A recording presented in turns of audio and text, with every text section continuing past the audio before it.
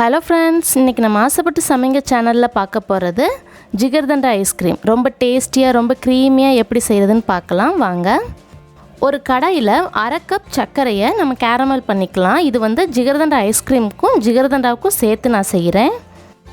அடுப்பு சிம்மிலே வச்சு கலந்துக்கங்க.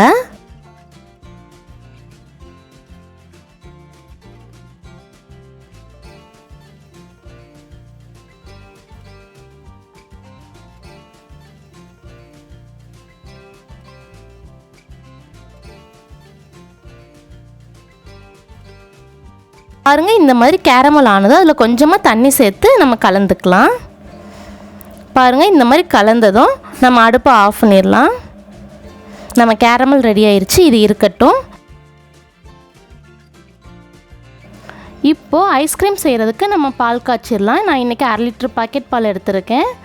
உங்களுக்கு எருமை மாட்டு பால் கிடச்சிச்சின்னா பாதி கலந்து சேர்த்துக்கலாம். எருமை மாட்டு பால் வந்து ஐஸ்கிரீமுக்கு ரொம்ப நல்லாயிருக்கும், திக்னஸ் கொடுக்கும். 1/2 லிட்டர் பால் 1/4 லிட்டர் பால் ஆகிற வரைக்கும் நம்ம காய்ச்சிக்கலாம்.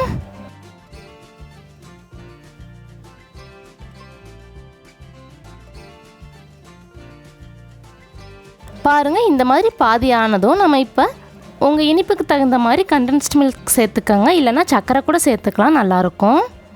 நான் இன்றைக்கி கண்டென்ஸ்டு மில்க் சேர்த்துக்கிறேன்.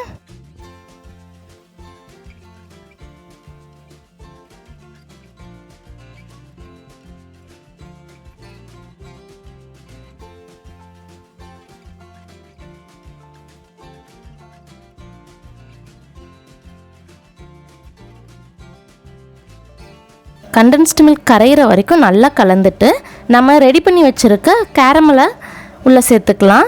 அதுவுமே உங்கள் கலருக்கு தகுந்த அளவுக்கு நீங்கள் சேர்த்துக்கங்க. இப்போ இந்த பால் அப்படியே ஆற விட்டுருங்க. ஆறுனதும் நம்ம மிக்ஸி ஜாரில் சேர்த்து அரைச்சிக்கலாம். நம்ம 1/2 லிட்டர் பால் சேர்த்துருக்கோம். அதை 1/4 லிட்டராக வற்ற வச்சுருக்கோம். அந்த பாலுக்கு அளவாக நம்ம ஃப்ரெஷ் க்ரீம் சேர்த்துக்கலாம். 250 ml ஃப்ரெஷ் க்ரீம் சேர்த்துக்கலாம். நீங்கள் எருமை மாட்டு பாலில் செஞ்சிங்கன்னா உங்களுக்கு இந்த ஃப்ரெஷ் க்ரீம் தேவைப்படாது, வெறும் பாலே போதும். அதை ஒரு டைம் நல்லா அரைச்சிட்டு நம்ம ஏர்டைட் பாக்ஸில் போட்டு ஃப்ரீசரில் வச்சிடலாம்.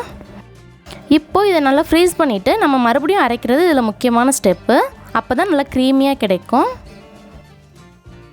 பாருங்கள், இந்த மாதிரி ஃப்ரீஸ் ஆன நம்ம ஐஸ்கிரீமை ஒரு மிக்ஸி ஜாரில் மாற்றிட்டு கூடவே 2 டேபிள் ஸ்பூன் நன்னாரி சிரப் சேர்த்து அரைச்சிக்கலாம். அரைச்சிட்டு மறுபடியும் நம்ம அதை ஏர்டைட் பாக்ஸில் போட்டு ஃப்ரீசரில் ஸ்டோர் பண்ணிடலாம். அவ்வளோதான், நம்ம ஐஸ்கிரீம் ரெடி ஆயிடுச்சு.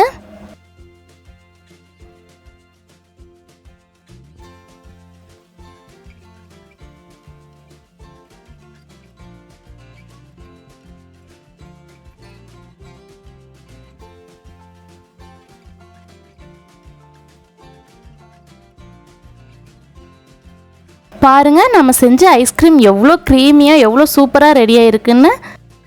நீங்களும் வீட்டில் செஞ்சு பார்த்தீங்கன்னா எப்படி இருந்துச்சுன்னு மறந்துடாமல் கமெண்ட் பண்ணுங்கள்.